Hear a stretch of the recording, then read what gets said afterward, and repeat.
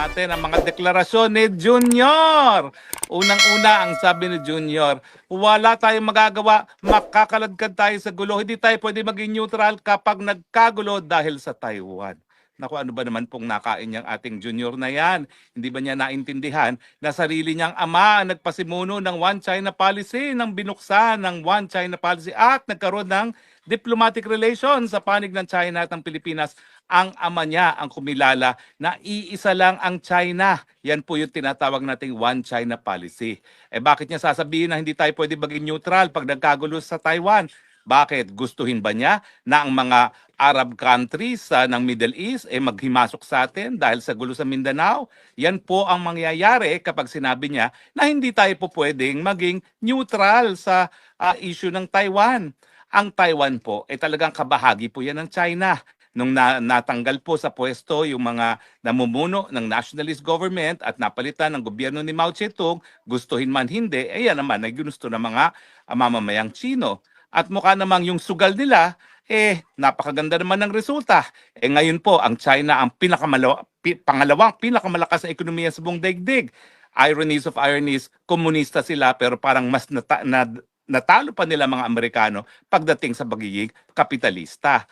So ngayon, ang issue is ano mangyayari kapag ang Taiwan ay nagdeklara ng independence, no? Syempre, ano bang ginawa natin nung nagkaroon ng ISIS sa Marawi na nais din magdeklara ng isang independent sovereign na Muslim city, di ba? Linabanan din natin, ginamitan din natin ng dahas at wala namang nagreklamo dahil talagang sa international law merong karapatan ng mga bansa na protektahan ang kanilang integridad pagdating sa kanilang teritoryo. So ganyan din po ang usapin ng Taiwan.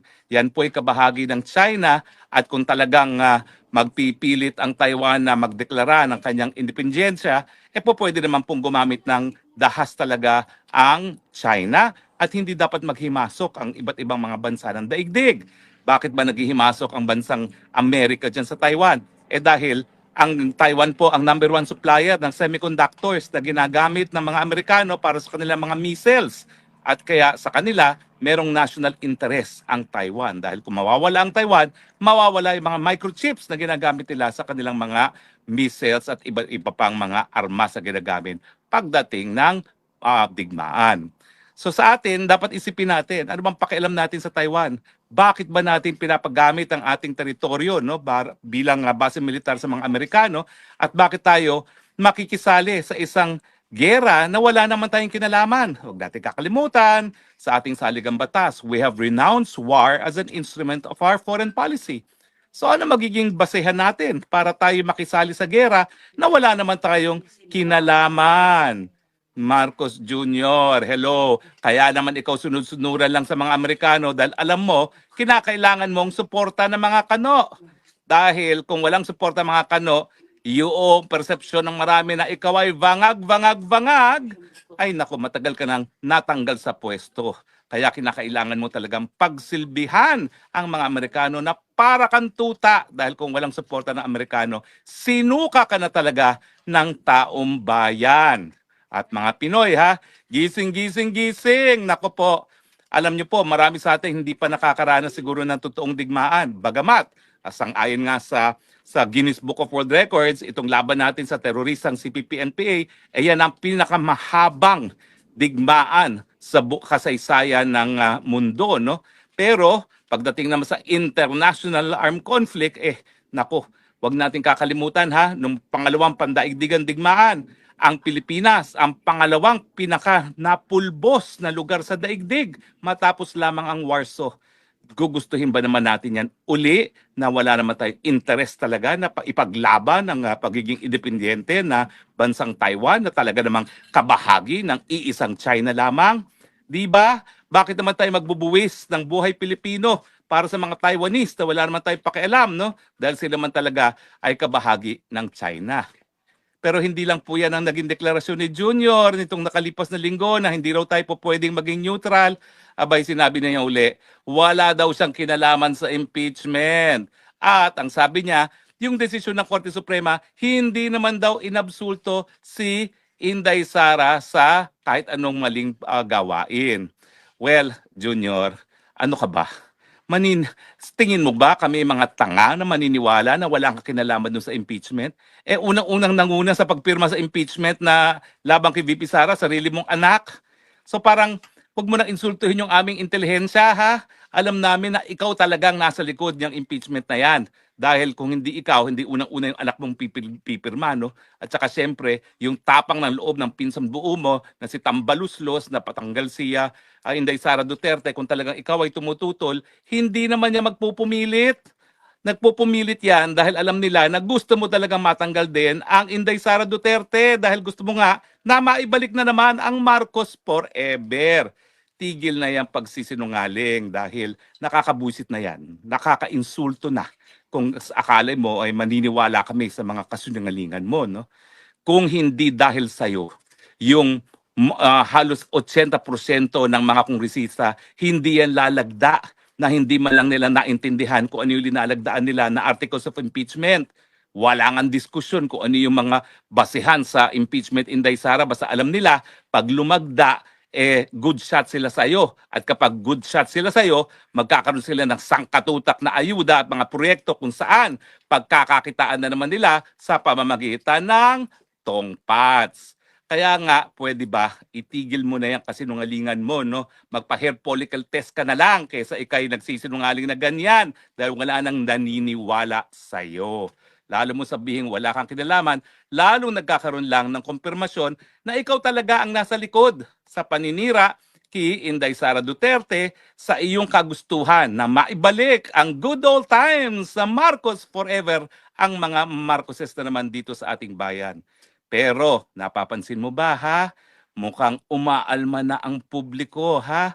Napansin mo ba ang mga mahistrado ng Korte Suprema nagkaroon ng bagong tapang para ibasura yung impeachment na yan? Alam nila kasi na kinakailangan manindigan para sa saligang batas. At kung napapansin mo yung kanilang paninindigan sa saligang batas, taliwas sa iyong kagustuhan. Ibig sabihin, tingin nila bilang na talaga ang iyong mga araw at hindi ka na dapat katakutan. Kasi talaga namang wala ka na kontrol sa gobyerno eh. Sa totoo lang, di na namin alam kung sino talaga nagpapatakbo ng gobyerno. Sigurado kami, hindi ikaw. Hindi lang namin alam kung sino talaga ang nagdidikta. Kung iyong asawa, si Lisa Tanas na tinatawag ni Maharlika, o di naman kaya si Tambaluslos. At siyempre, ang exciting dyan, mukhang nagbabanggaan na yung dalawang nagpapatakbo sa gobyerno. Soon, malalaman natin kung ano ang magiging resulta sa iyong gobyerno na ikaw ay patingin-tingin lamang at hinahayaan ang lahat ng taong mamuno maski wala silang mga mandato. So again ha, ang aking paalala sa iyo, wag na wag mong isipin na naniniwala pa ang taong bayan sa iyong kasinungalingan. Alam namin, ikaw at ikaw at ikaw pa rin ang nasa likod ng pagtatangka na pagtanggal kay Inday Sara Duterte. Maiba naman tayo. Itong si komedyanting Vice Ganda. Ayun, nag-joke-joke na naman, no?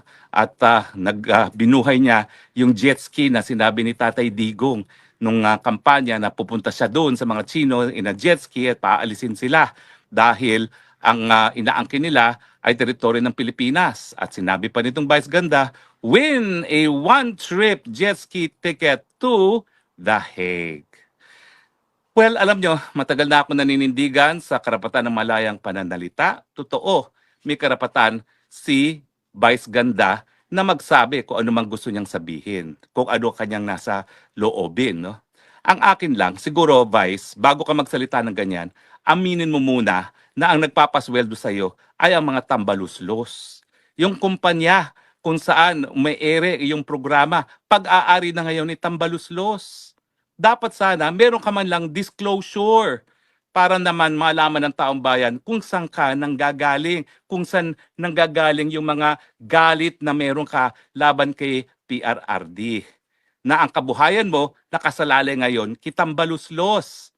Pag kanya kasi merong disclosure, maintindihan namin kung saan nanggagaling yung ganyang, ewan ko ba, yung galit na hindi namin maintindihan na ano bang ginawa sa iyo ni Tatay Digong. Naalala namin nung in-interview mo si Tatay Digong nung presidency siya, hangang-hanga ka. Alam ko sa akin, hit na hit mo ako, pero alam ko na naman yun, no? Wala naman akong pakialam sa'yo. No? Pero nung ikaw ay nag-interview kay Tatay Digong, hangang-hanga ka sa kanya. Tapos ngayon, kung ano-anong sinasabi mo. Alam mo kasi tayo mga Pilipino, kapag isang tao ay nakadapa na, hindi na sinisipa, Vice Ganda. Ang ginawa mo, nasa sahig na si Tatay Digong, nandun na, nakakulong na, 80 anyos, mamamatay na ata sa kulungan, sinisipa-sipa mo pa. Anong kaligayahan ang nakukuha mo sa ganyang gawain? Hindi ba dapat kung hindi mo siya po pwedeng sabihan ng ganda, tumahimik ka na lang. Ang gusto mo ba talaga tirisin pa yung tao na nakakulong na at 80 years old? At kung sa tingin mo na natutuwa ang taong bayan, naku, ang Pilipino hindi ganyan. Ewan ko kung pareho tayo ng karanasan sa paglaki sa Pilipinas, no? Pero hindi natutuwa ang taong bayan na nakadapa na yung tao, sinisipa-sipa mo pa. Well, magdasal ka na lang na palaging nakadapa yang si Tatay Digong at ang mga supporters si Tatay Digong. Huwag mong kakalimutan, bilog ang daigdig. At pag yan ay bumalik sa'yo, sana, maalala naman ng mga supporters ni Tatay Digong na may puso sila. Na kapag ikaw ay nakadarapa, hindi ka namin sisipain. Dahil sa ngayon po, yan talagang damdamin ng mga nagmamahal kay Tatay Digong. Kinakailangan talaga, ipagdasal na lang po ang kalagayan ni Tatay Digong habang siya ay nakakulong. And the last thing na gusto namin makita ay isang gaya mo na tatapakan pa at sisipain pa. Pero anyway, kung kaligayahan mo yan, okay lang naman siguro. Bahala ka, bahala tayo, kanya-kanyang kaligayahan. Pero sa amin lang, that was in utter bad taste. Well, of course, hindi ka naman talaga icon of good taste, no? Dahil yan ang iyong brand of humor. Pero sana, ilagay naman sa tama. But anyway, I'm sure mabubwisit lalo sa akin si Vice Ganda. Okay lang yan dahil wala namang magandang sinabi sa akin si Vice Ganda, no?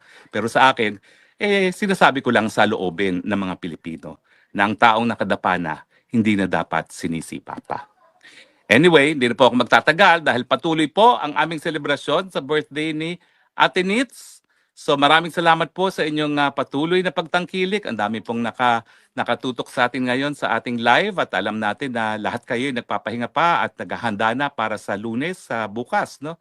So maraming salamat po sa inyong patuloy na pagtangkilik at sa gaya na aking palaging sinasabi, I love you, Philippines. You're the only country that I have. You're the only country that I love. God bless the Philippines. Okay? Bye.